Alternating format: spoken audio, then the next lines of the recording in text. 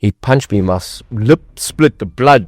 We were 15 floors up at the time. The shock, the blood, and I ran through that door onto the balcony, and I think it's commandment number 4, thou shalt not kill. That was a big question for me in my head all the time. Jeez. Is God going to be able to forgive me?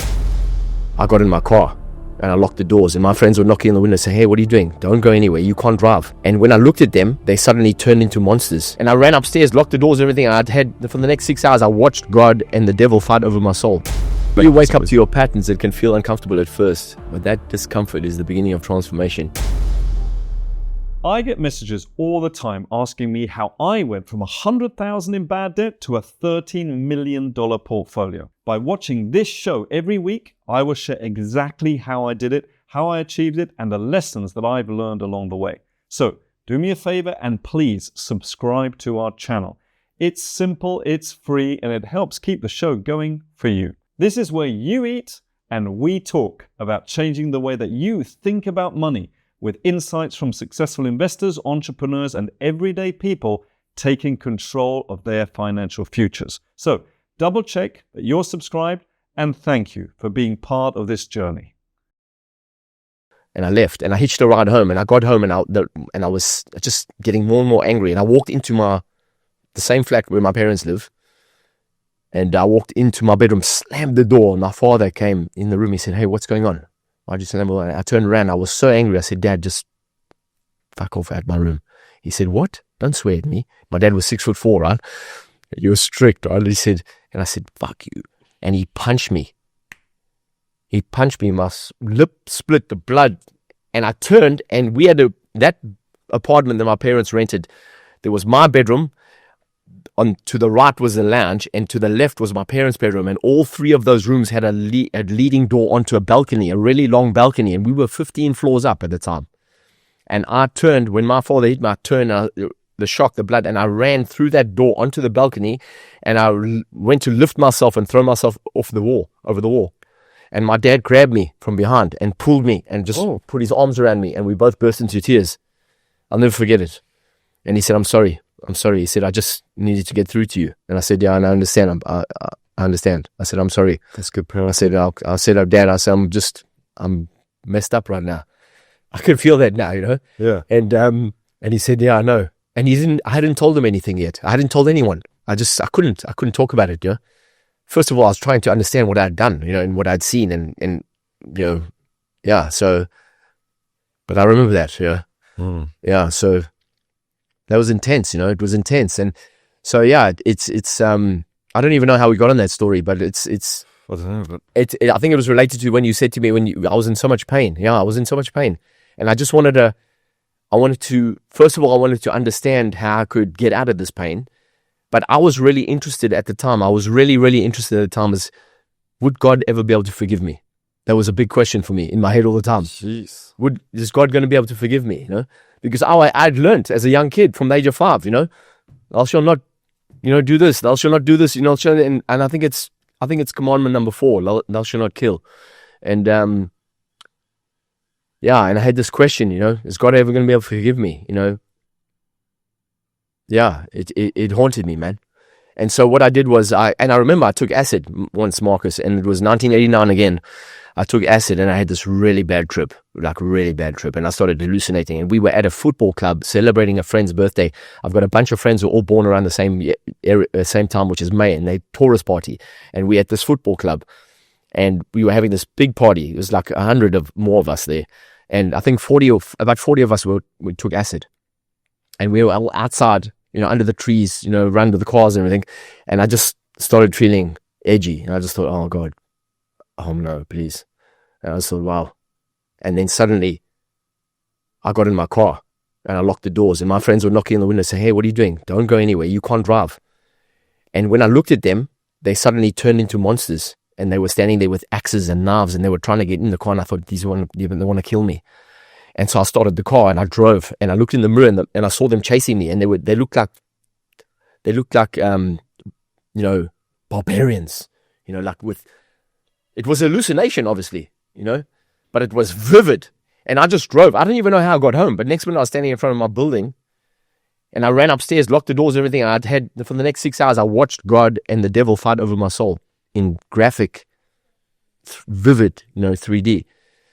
Yeah, it was insane. But that's what haunted me all the time, And so then what I did is I started studying religion, alongside what I was studying in terms of Zig Ziglar, Les Brown, Dennis Wakely, Jim Rohn, Randy Cage, all the people I was listening to on cassette and reading, etc. And I read all the books Marcus had. And then I left to come to London in 1990. And that's when I found Tony's book, Unlimited Power. And I was introduced to Tony's work. And that introduced me to NLP.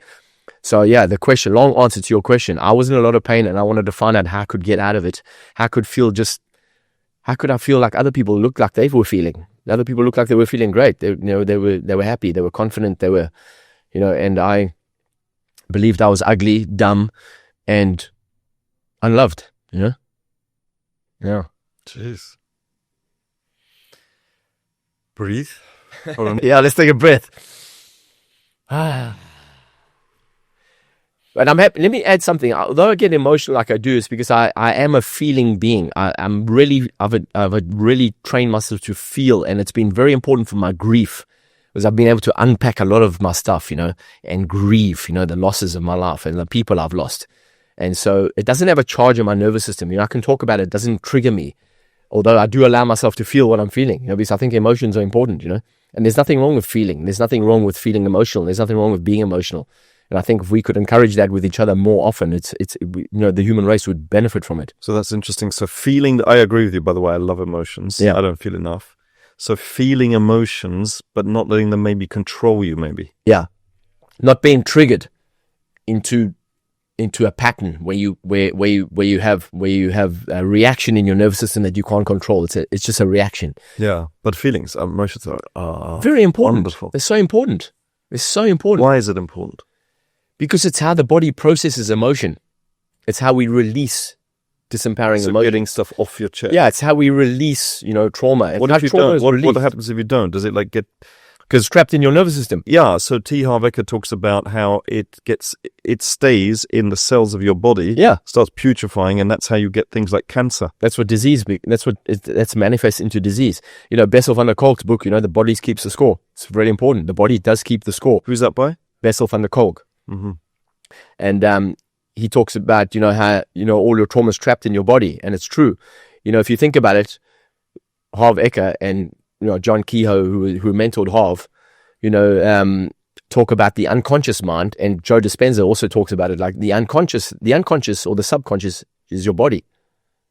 Because all your patterns are in your body, right? Yeah, aren't they? You're experiencing every day, without realizing. Yeah, and that's why Tony says, you don't really know something unless you've got it in your body. And how do you get it in your body? Through repetition, and that's what we've been doing, haven't we, as human beings? We have been repetitively being triggered into disempowering patterns and emotions, disempowering thoughts, disempowering beliefs unconsciously for our entire lifetime. So that's why when becoming aware and becoming, observant of what happens in our nervous system is hard work, because of the fact that our unconscious repetitive patterns are so deeply ingrained. And so you're going against the tide at first. At first, it feels like you're swimming upriver, and it does feel like that. But after a while, eventually, you begin to unwrap that stuff. So two things then. One, it sounds to me like if I was a conspiracy theorist, would say that society or some people are trying to get us to think in a certain way so that we get sick in our body. And therefore, the pharmaceutical companies are just like, great, have this pill, if I were that kind of person. Yeah. But secondly... I'm that kind of person. Well, too. And therefore, if we catch our thoughts and we become conscious and then we condition new, better, more positive thoughts and allow that to come into our body, then maybe we'll live an incredible life. Mm-hmm. Yes, there's without going down that rabbit hole, we could really go deep down that hole. And, listen, being self-empowered means you don't need half the stuff you think you need. And if you think about consumerism, it's massive, isn't it?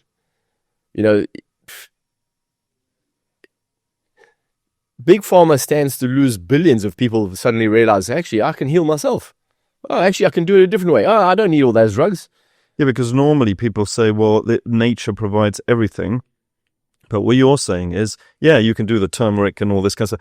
But actually, your thought. But hold on. But you did say that it's the heart as well as the brain. So it's not just our thoughts. No. So what, there's the triad. So how does... Well, the heart is related to feeling. Okay, so that's the feeling. Yeah, and when you deeply feel, if you really allow yourself to deeply feel love or compassion or connection with other people, it really just... Gratitude. Absolutely. Yeah, and it expands, your aura expands, your heart chakra opens. So is that, and again, people are listening to this going, okay, this is getting woo-woo now, your heart chakra opens and all this kind of stuff. So... Well, if we relate it to trading and investing right now, if we want to, if people who are listening say, what does this got to do with investing? Is that you are bound to make better decisions in that area. And also, if you are not driven by fear of losing, you're rather driven by the abundance mentality or gaining, so you can add value. It's a very different place to come from, isn't it? Oh, totally. And funnily enough, though, we always say that don't feel any emotion when you're trading and investing. Just follow the rules. Yeah. Don't let the fear or whatever, like the ups. Yeah. Don't do that, because then the downs are going to be bad as well. So no emotion, but that's a different type of emotion, right? Yeah, it is a different type of emotion, and also it's natural. It's your essence, isn't it? Our natural essence is to feel peaceful and calm and joyful. Yeah. Joy is our natural essence. Yeah, to feel peaceful, calm, and joyful as you're investing and trading would be the best thing to do. Yeah. Is it possible to be too self-aware, Allan? Right? Yeah. I think if you spend all of your time, what people say is that, you can't just sit all the time in a state of Zen. Yeah, in a cave for 20 years. Continuously meditating. But, well, you could if when you could do that. Obviously, you could. People do that. However, you can't do that in a Western kind of lifestyle, because you have to take care of things that need taking care of. Do you think that some people, when we talk about woke culture, do you think that some people become so self-aware, like you can't say this, you can't do this, you can't think this, could actually cause misery, could actually cause depression? Why is it that so many people are depressed? Is it because people are too self-aware? Is that possible? Well, I think, there's two questions there. Let's talk about the first one. Why are so many people depressed? Because their spirit is suppressed. Because their spirit is suppressed. Yeah. So when your spirit is suppressed for long periods of time, you become depressed. Yeah. In other words, the air is gone out of your tire. Your tire is flat, and you can't go anywhere with a flat tire. So the spirit, which is why I don't think you can ever. People must acknowledge the importance of the truth, which is we are spiritual beings in human experience. So our human experience, let's say whatever it's, building a business, building a team, etc., building a school, building a church, making money, investing, etc. That's a human experience. That's a doing experience. However, what sustains that is a spiritual existence, because that's what we are for the most part. Everything. That's why I said earlier, everything is an illusion. This is 99.9% space if you put it under a high-powered microscope. And yet it's solid, right? Yeah. So we've created this solid world in order for us to experience ourselves as these humans. At the same time, we are these souls who really are yearning for expression. So it's, when the soul is suppressed, when the spirit is suppressed for long periods of time, which is what society unfortunately has created in this Western existence, is people are largely suppressed. But I tell people that actually creating wealth is a spiritual journey. It is funny you should say that, because you have to do things, you have to grow, you have to help people in order to create wealth. I do think. Yeah. And it's also about self-worth, isn't it? Of course. Yeah. And feeling that you are worthy of that success and worthy of owning that and worthy of acquiring that wealth. But you mentioned Zig Ziglar earlier. But then you must do something for others. Because Zig Ziglar, I was just about to say, because you mentioned him, right? He said, if you want to become a millionaire, just help more people. Help more people become to do whatever that they want. So I do think it's a spiritual. Yeah, whatever you want. Yeah, you get what you want when you help enough other people get what they want. And if the end result of that is that you become wealthy, why is that bad? You've just helped lots of other people, and that's an incredible spiritual journey. It's not bad. I don't agree with it being bad, and I don't agree with that argument. However, I do also think, well, how much is enough? Because did you hear about Andrea Bocelli recently? No, why? So he got a Lifetime Achievement Award, right, in Manhattan at this big gala. and all the who's who were there, all the billionaires, etc., and Zuckerberg and all these other people, etc. And when he stood up to give his speech, it wasn't the speech that everyone was expecting. He basically just gave them, a piece of his mind. He said, "Listen, how much is enough?" Do you think all of these people are doing it for money though? Because if you think of the hierarchy of needs, the Maslow, there is a basic amount of money. And yes, some people want a little bit more, and there's always one or two, but they're very few people. But after that, you want more. You want recognition of your peers. You want to feel. Of course, absolutely. But I still think we can do a lot more for people who are really struggling. Obviously, we have done a lot more for the world in terms of poverty, etc. over the last 100 years. We have. However, just the way we generally, how people treat each other, and generally, how people are just left to the wayside. I think, we can do, especially, it's a different conversation. Oh man, I tell you, but it's interesting, without going in there, I love helping people who want to help themselves, i.e. who will say, yeah, tell me more. You want more? I'll give you more. Like, great. Yeah. But if they're like, leave me alone, I'm like, I don't want it. Because I only have a certain amount of time. Yeah. And I want that time to be used on the people that really want it. Yeah, right? yeah. For instance, I charge because they want it. Yeah. For instance, one of the things that I really think I dream about is imagine if we had the people who have the ability to do this, who have the at the highest levels of society and have the money, etc. If we could just rework the education system and say, right, from the earliest age, kids are going to study psychology. Nice. And self-awareness. And my daughter is studying that. She's studying business. So this is interesting, right? Because she's studying dance. And you think dance, well, in the body, expression. Very important. Then psychology and business. Yes. Brilliant. She chose absolutely that. brilliant. Yeah.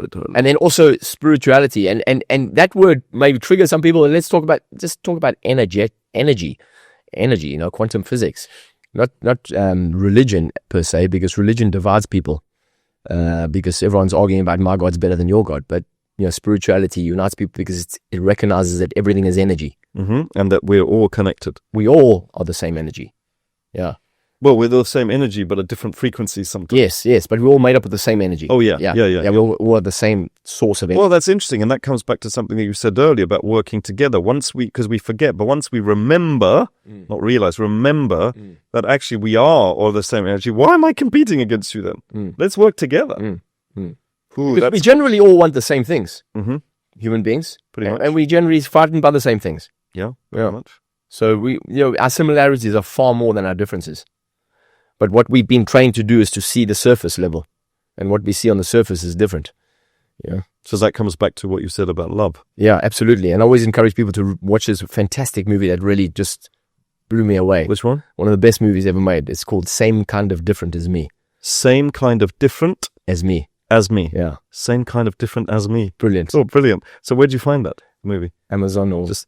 Okay. Netflix anyway. Note? I want to make sure. Same Kind of Different as Me. I encourage you to watch it, and I encourage everyone to watch it. It's just absolutely brilliant, and the cast is brilliant, and it's a true story. It actually happened. Yeah. Yeah, it's real. Okay. So it's based on truth, and it's just so well done. It's actually beautiful movie. I remember watching it one morning. It was, I was looking after the kids, and Maxine was going to the airport really early, so I was there very early.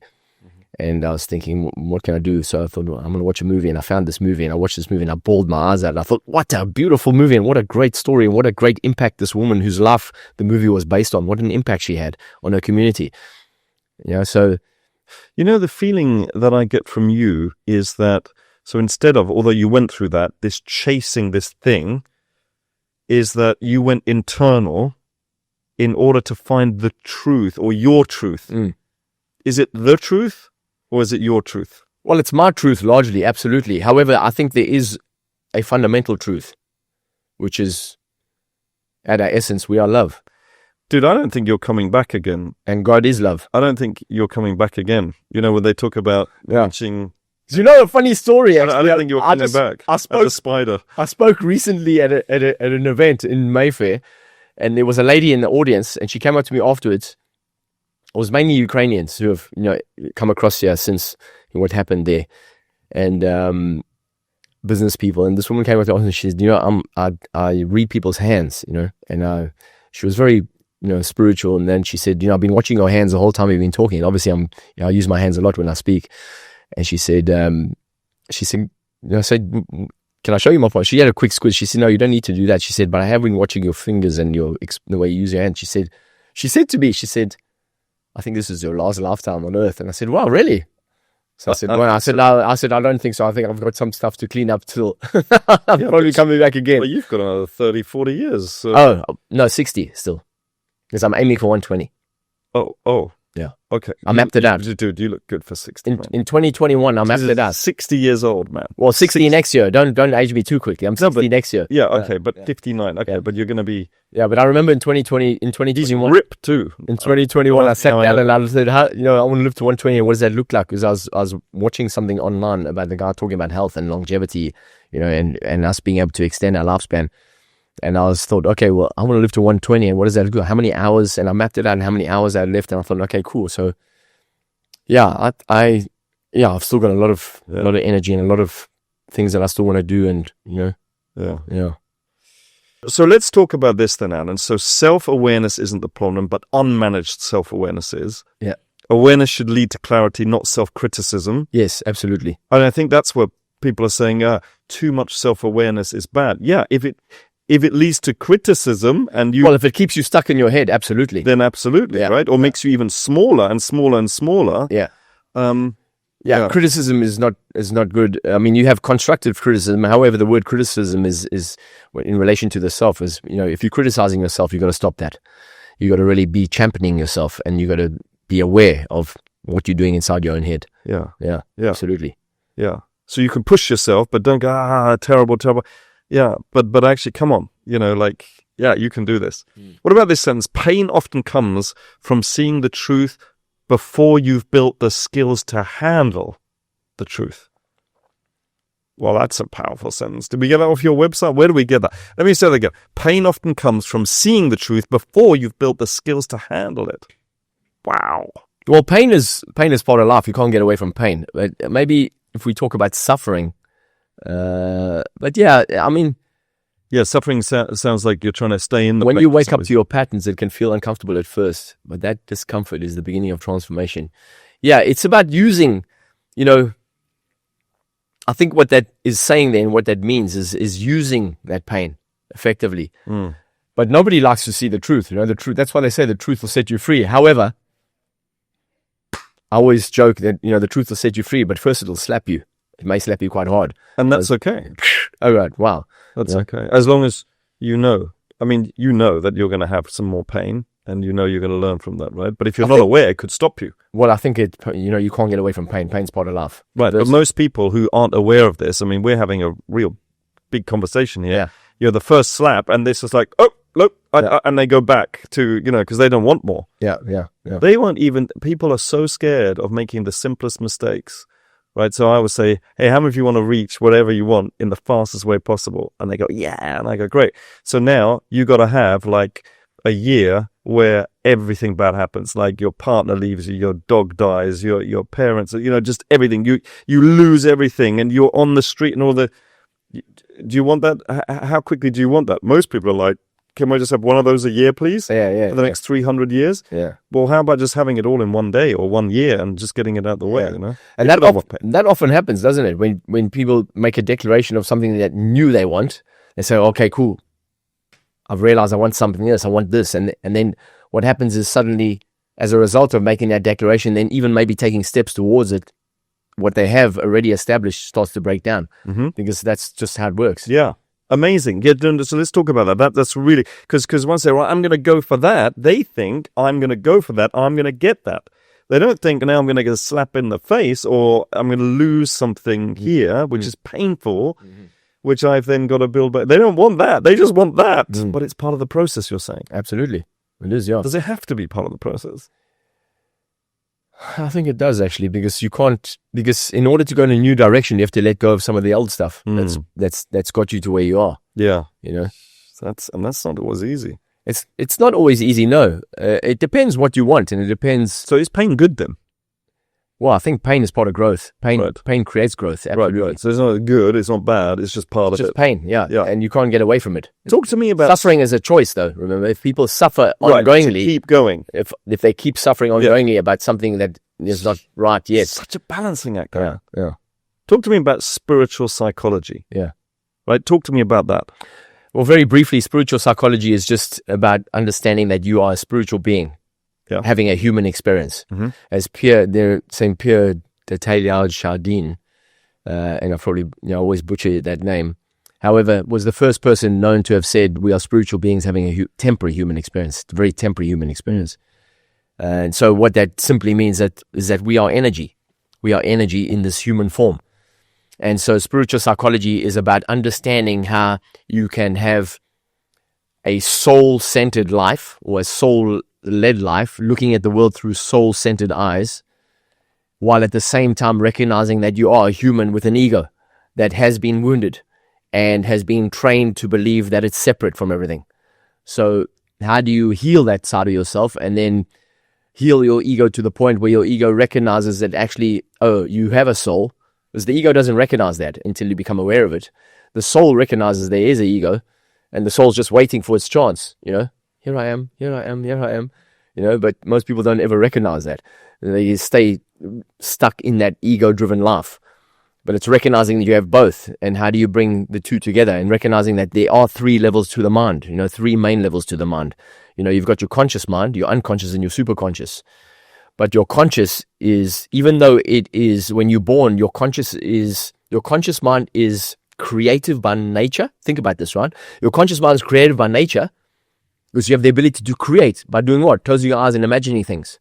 Mm-hmm. You could imagine right now, I'm in a Ferrari, soft up, I'm driving down the PCH, and I'm going past Malibu, and I turn to the left, and there's a beautiful sea in Malibu, right? You can just imagine that. And then suddenly you could be in a jet, because we have the ability to create pictures. However, although it's creative by nature and remains creative, because that's what it is, that creative aspect is very quickly pushed to the side as it becomes critical by nurture. And then Say that again, that last sentence. Yeah, your conscious mind is creative by nature and remains creative. However, the creative aspect of it is pushed to the side and subdued as you become critical by nurture. Critical by nurture. Yeah, because your environment teaches you to become critical. Yeah. And then what that's corroborated by the fact that we send kids to school, and what school does is it kind of quietens the imagination. Absolutely. It says we don't need the imagination. We just need to answer things by rote. Just practice how to answer these questions. And we even show them which questions we're going to give them, and then we say this is the answers you need to practice, and then the imagination gets quietened. And I think that's why people have find it very hard to imagine things. Because that faculty is not being exercised. And you're saying that we need to use it more to Absolutely. do what? Because when you start activating your creative ability again, and you start using it as it's meant to be used, then your unconscious mind does exactly what it's designed to do, which is support your conscious mind. Oh, so you're saying that that's how you manifest physical stuff into your reality? Yeah, because your unconscious mind is designed to support your conscious mind. It does whatever your conscious mind says. So if you keep saying, I'm such an idiot, and why does this always go wrong, and why do I keep doing this, etc. But hold on, I can actually imagine my perfect, ideal of a woman, right? Yes. Absolutely, I can. Okay. So how come she hasn't turned up yet? Or maybe she has. Maybe she has. I just wasn't ready for her at the time. Martins, I try to move myself away from the microphone there because I could feel that burst of laughter erupting from my chest. Well, the obvious question I have for you is, what have you done in order to become that man that will attract that woman? And remember, also, you use the word perfect. Is there a perfect woman? Well, for me, yeah.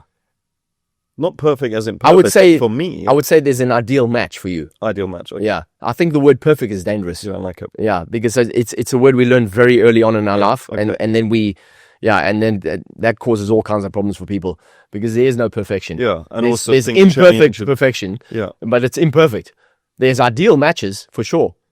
Yeah, and there is an ideal match for you. So I would say to you, well, what have you done to make sure that you are the person who attracts that? And then also, where are you putting yourself? In what environments are you putting yourself that you can actually meet that ideal woman? And it's really interesting that you started with the former. You said, who are you to attract that person? As opposed to, well, what are you doing? I thought you were going to say, well, what are you doing? Yeah, no, who are you being? Yeah, so yeah. Because, I mean, you and I both learned, I think we both learned that model around the same kind of time, right? It was that, what's your ideal partner look like? Yeah. Characteristics. Yeah, characteristics, what does she focus on? What does she spend time doing? What are her values? And then definitely what you will not allow. And then the next step is, what do I need to become? Do? And how do I need to make sure? Yeah. But then it's also, these days it's proximity, isn't it? Proximity is very important too. Listen, if I have talked to people who live in central London, and they hear that I'm 45 minutes away from central London, no, not interested. Because it's like, well, I'm going to be traveling back to my place at night on my own. It's like, whoa, I could be your soulmate, and you say no because of 45 minutes. I'm like, Yeah. Incredible. Anyway, okay, question to Allan. Okay, so we talked about real spiritual psychology. Yeah, did we cover that properly? Yeah. So just to wrap that up quickly, so it's about really aligning. Is aligning your conscious, your unconscious, and your superconscious. Because if your unconscious is doing your conscious mind's bidding, and your conscious mind is constantly criticizing yourself and the world around you, because if we criticize ourselves, we tend to criticize the world around us, because we are mirrors, and everything is mirroring back to us, the relationship we have ourselves. So then your unconscious is just merely doing the bidding of your conscious critical mind. So that's why you got to flip it around. That's why it's so important to flip it around and notice, oh, I'm criticizing myself. Okay, cool. Let me stop that right now. Oh, I'm glad I caught myself. That's a win. I caught myself. I'm becoming aware. Yeah. And then, oh, what would I rather say? What would I rather believe? What would I rather focus on? So criticizing yourself is one thing, but what about criticizing things around you? It's the same thing, because you're saying it's the same thing, because you can't argue with reality. Okay. Reality always wins. Yeah. So reality is unfolding around you. So two minds, but what about the third mind? Well, the third is your superconscious, because if you then have a conscious mind that is using your imagination in as it's meant to be used, this great powerful faculty of the imagination, and your memory, which is remembering good things, remembering things that you've done well, and then combining it with the ability to imagine things that you would love to manifest in the future, and imagining things that make you feel good. Then you affirming that to yourself, your unconscious is listening to that. Plus, more important than listening to your critical voice, it's feeling you, because we are feeling beings, right? So when you feel something good, when you imagine something good, you feel good, right? And that vibrates through your body, a frequency. And then your unconscious feels that, your body absorbs that beautiful feeling.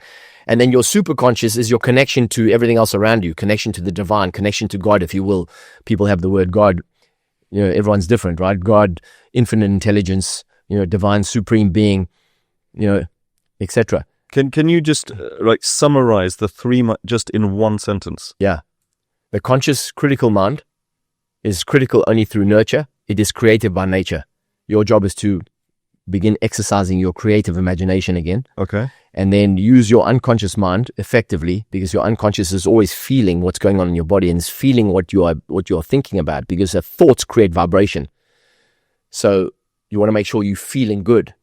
It could be said that the only purpose your soul has on earth is to feel good. The only purpose you have as a human being is to feel good. Wow. Yeah. But not at the expense of other people. Let's come on to that. And then the third one? And then the third, your third is your connection to your higher self, the connection to God, connection to source, connection to whatever you call it, the universe, supreme being, whatever. I call it God. For me, God means good, orderly direction. I've got a great relationship with God. I believe in God. I believe there is the supreme being, the supreme source that permeates every single thing. I don't believe there's a spot where God is not. And so I honor that.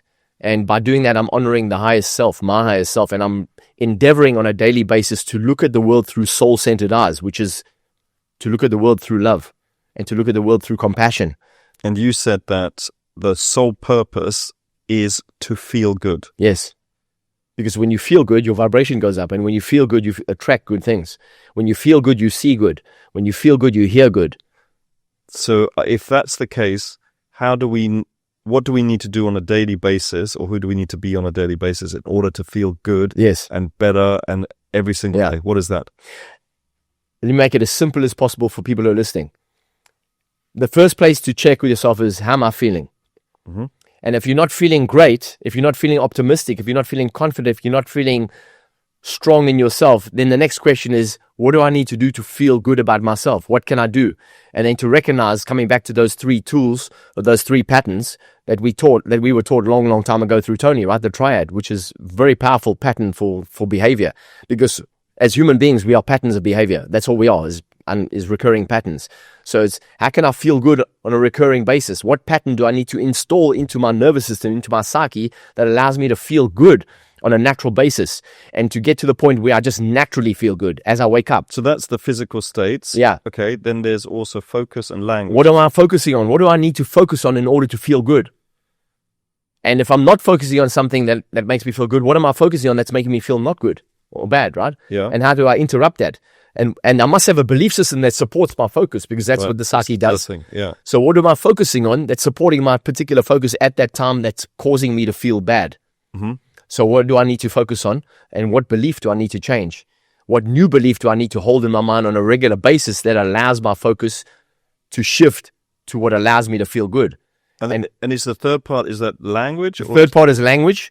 What language am I going to constantly narrate to myself? What's my internal narrative? Because it's constantly going, your internal narrative. And then what's my external narrative? Am I speaking to lift people up? Am I speaking to add value, or am I complaining like that part of myself does? Do you know, to do this work by yourself without having somebody external, it's tough, no? It can, absolutely. In the beginning, it's like anything's tough. To go to the gym at the beginning is tough. To begin trading at the beginning is tough. That's why most people don't carry on going to the gym. Absolutely. So you need a coach, you need a mentor. Yeah, you need to give yourself a friend or somebody. Yeah, you need that grace period in the beginning where you recognize, you know what, this is going to be hard. It's new. I haven't done it before. And I'm committed to the goal that I set myself. And, if I continue and I keep pushing through the pain's temporary. So what is the goal? Let's come back to it, right? The goal, in order to reach nirvana and not come back as a spider or whatever, is to do what? Is to make sure that you're raising your energy to always feel better and better and better and better and better until laughing and always smiling like to feel good. I think it's to feel good. Okay, and there's a play on the word good, because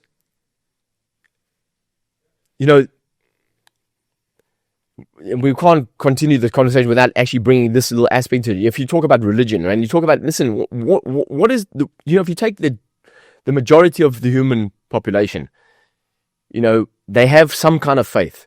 They do. And that faith supports them, drives them to some degree. However, we are at odds with each other around the world in terms of our different faiths. And really, faith teaches the same thing, is to love one another. And, the reason I'm bringing that in there is because good is another word for God. And again, when I say God, I don't mean the patriarchy, the old patriarchy idea of God as a man on a throne with a big white beard. I don't bring I mean God as the good, because that's another word for God is good. We just add an extra zero, right? Yeah. And really, that comes from the Gospel of Mary, which was written, in the 1st century, right, after Jesus' death, and then was buried by the church. Yeah. And so that to feel good. Yeah, but that would make a big difference if that hadn't have been buried, because that would bring the feminine into the whole idea of being human, and we wouldn't be maybe just killing each other the way we do, and just the way we are, driven by this, this significance, which is what men are driven by. Yeah. So it's it adds a whole different conversation. So, but what I just got there is that in order to feel good, so because I was thinking, well, how do I feel? I always feel. And I was thinking, do I feel good? I don't feel bad. I'm very neutral. If anything, I'd say I'm probably 51%, but I am around the middle, right? Yeah. It's not like I'm like, yeah, especially in the mornings, man. Yeah. Oh my goodness. But so there's bad, there's neutral, so it's feeling good. I just in case people are going, yeah, I'm okay.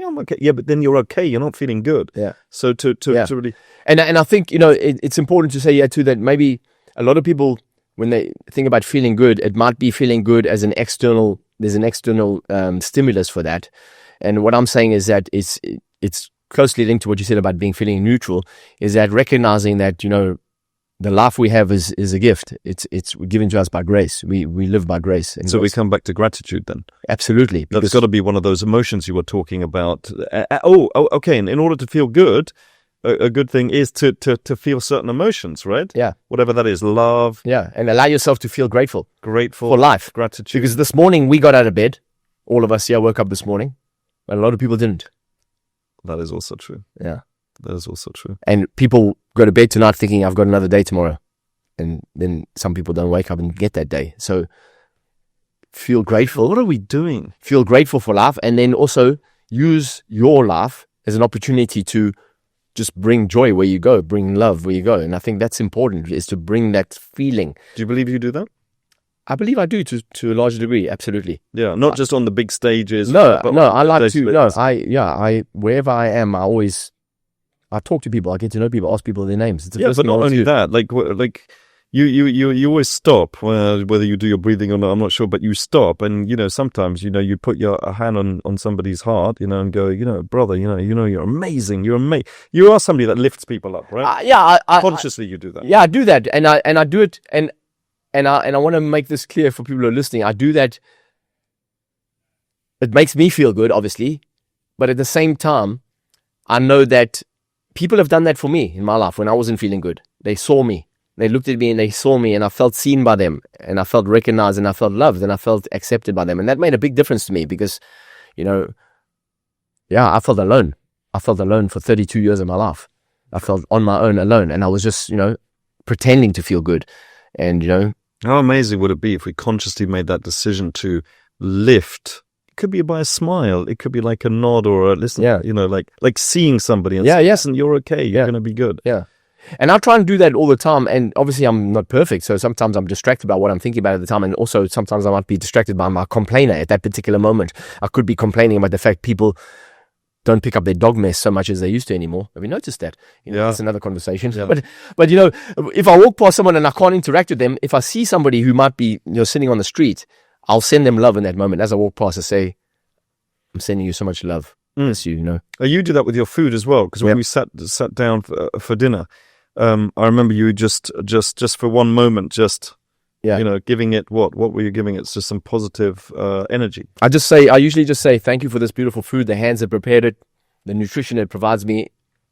And then because I like to believe I'm infusing that food with energy, and then I'm in that energy and I'm present, and then I eat it because our body's turning that food into energy. Now, some people have said this might be woo-woo. It depends where you are, right? But this guy, almost 60, he's ripped. I mean, he's like a living embodiment of this. I wish I was more ripped than I am currently, but yeah, we all say. Yeah, I feel good physically. Absolutely, absolutely. I feel good physically. Yeah, I feel great considering the knocks my body have taken over the years. I feel good, and I've got a lot of energy. And I think energy is the most important thing. Energy is everything, and everything is energy, including money. Yeah. Yes, of course. And it's how we use that energy. It's how we direct it. It's our intention behind it. It's being intentional. It's worth repeating that, right? Everything is energy, and energy is everything. Amen. Yeah. Do you want to go through this? I've missed so many meetings. Otherwise, I had an AI meeting at 12 o'clock. Sorry. It's supposed to be 45 minutes. Well, let's just go for 2 hours. Keep going. I mean, again, it's up to you now. Well, it's great stuff. I'm not bored. I'll be listening to it. The worst that can happen is it will be in 2 parts. Yeah, it's long form. It's long form, and people love long form. Okay. And then you can take little things from it. But yeah. So let's talk about this, Allan, right? So inner power versus external validation. This is what we talked about right at the beginning. Yeah, right? yeah. So where it comes from, what it's built on, long-term outcome. I'm going to read out the external confidence. Let's start with external confidence, and then you hit them with the inner power, right? Mm-hmm. So where it comes from, ego, image, needing approval. That's the external confidence. What's the inner power? Well, the inner power is just your self-awareness, your alignment for your own inner truth, and recognizing that you don't need anything outside of yourself to feel worthy. You are worthy. Decision. Can people just decide?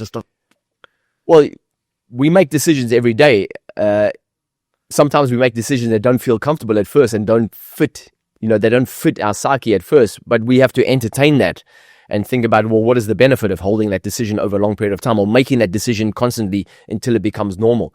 And so, remember, your parents were doing the best they could given their level of consciousness and the world that you grew up in, the environments that you spent your youth in, they shaped you. True. So now your job is to become aware of how you were shaped and say, well, you know what, is that who I really am? Brilliant. So they did the best they could, first of all. Yes. Let's be grateful for that. They did the best they could. But now it's up to you. Okay, inner power versus external validation. What it's built on, external confidence would be performance, bravado, suppressing fear. What would the inner power be? Well, inner power is just pausing to reflect internally, introspection, emotional mastery, recognizing that if you allow something to trigger you, then you're at the mercy of that always. And it's mastery, so that you said something like grace period. You're not going to do it immediately. No. It's mastery. So No. keep going. Yeah, keep going. Don't worry. Just keep going. It's beginning a new practice. It's like any new practice. It's like learning how to rollerblade, learning how to trade, learning how to invest, Yeah, you're going to be probably expect to be crap to start off with. Of right? course, dare to suck. Yeah. Did you say dare to suck? Dare to suck at first. Dare to suck, yeah. Yeah. Okay, long-term outcome for external confidence would be burnout, insecurity, repeating mistakes. Yeah. What would the inner power be? And I think also to add to that external confidence, it's always striving for other people's validation. That's what causes that kind of stuff. That's what causes burnout, really, if you think about it. The internal is being consistent in how you treat yourself. Consistently treating yourself with kindness and compassion is so important. Clarity, internal clarity, and meditating. Taking time out on a regular basis to sit quietly and just listen to your thoughts. Not be attached to them, but just listen to what's going through your head. Because what's going through your head now went through your head yesterday and the day before that and the day before that and the day before that, because we are creatures of we are patterns. We are creatures of habit. And then just practicing making different decisions around that. This is all easier said than done. Oh, much easier said than done. That's why most people don't meditate. Okay, but now meditation. Now it's like, oh, here we go again. Like meditation, like when are we supposed to do all this? And isn't it and like Well, there's different ways of doing it, but you can find if you can't find 10 minutes to sit quietly or 15 minutes to listen to something in the morning as soon as you wake up and just before you go to bed, then okay, so that could be meditation. Yeah, of course. So it doesn't have to be So there's different ways of doing it. Or something. Yeah. You different ways of doing it. Engage and oh my god, that guy was so good. I wonder what happened to him. I Yeah. haven't heard about from ages. And also, let's think about what's important very quickly. If you're constantly absorbing the world around you, you're just absorbing, and this activity, absorbing productivity, additivity, productivity, absorbing. And there's no direction. Yeah, It's all and there's other people's thoughts and other people's ideas, and then you got the phone and you got the radio, and we are constantly emitting and transmitting information. You must, for your own well-being, you have to recognize the importance of taking some time just to relax and breathe and not think, or just allowing you can't not think. For a lot of people, it's very difficult to not think. However, you don't have to be attached to what you're thinking about, because people are attached to what they're thinking about when they're thinking about it. If they're aware of what they're thinking about, they're attached to an outcome. They're attached to, someone else's validation. They're attached to, looking good. And that's what causes problems for people. Yeah. That's why people die before their time, have heart attacks and all kinds of stuff. Is why? Because they got too much of the wrong kind of frequency. It sounds like just reacting to other people's shit as Yes. opposed to... And spending time... I thought you were going to say taking the time to just say, right, what shit do I actually want to be thinking? What's the direction I actually want to go? Yeah, absolutely. If that's meditation, I'm up for that. Well, it's looking at a flame and, just like this. I'm just like, really? Yeah, I like to listen to guided meditations or guided visualizations and things that are programming your subconscious as you're falling asleep. And I've done that, for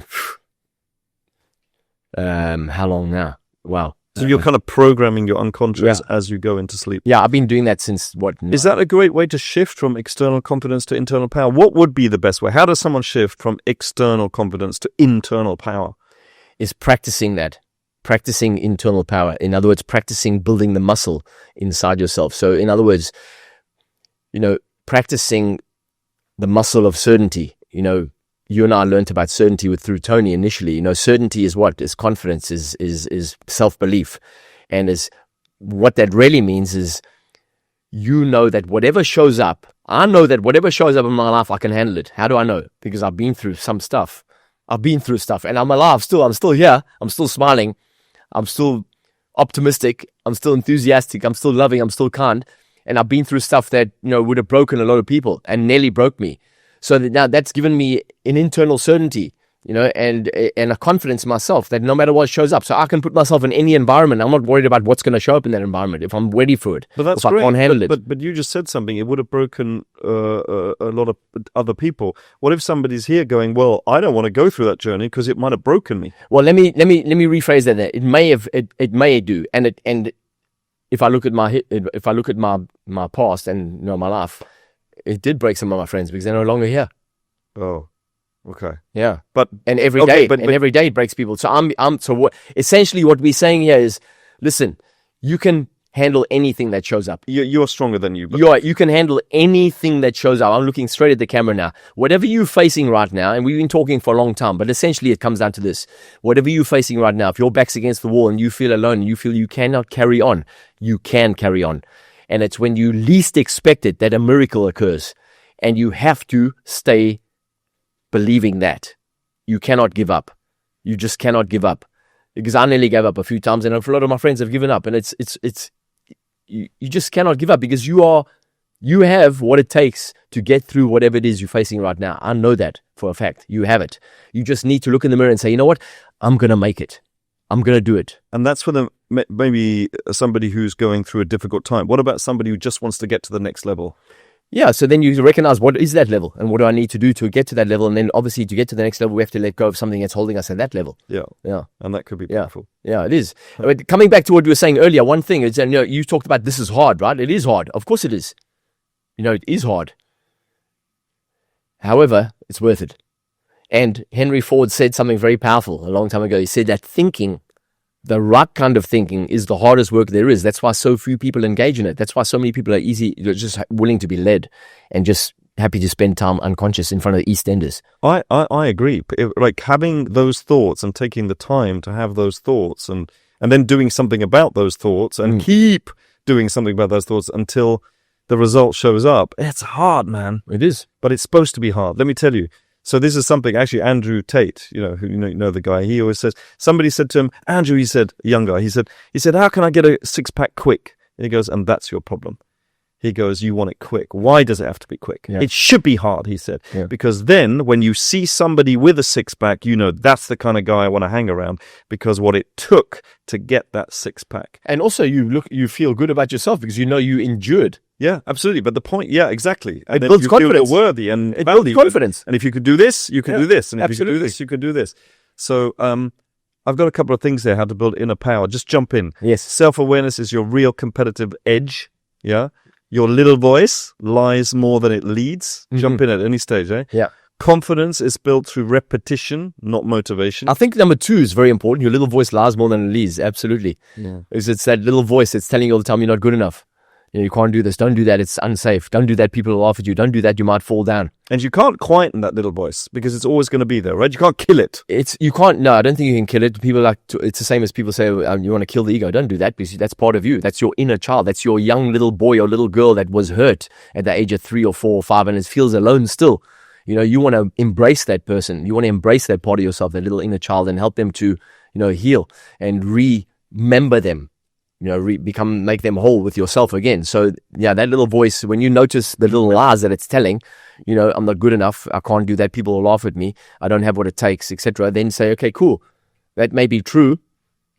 At the same time, that doesn't have to stop me from learning how to do it. Mm-hmm. I have got the ability, if I apply myself, maybe I can do it. Maybe I just need to learn how to do it. Maybe I just need to start at step 1.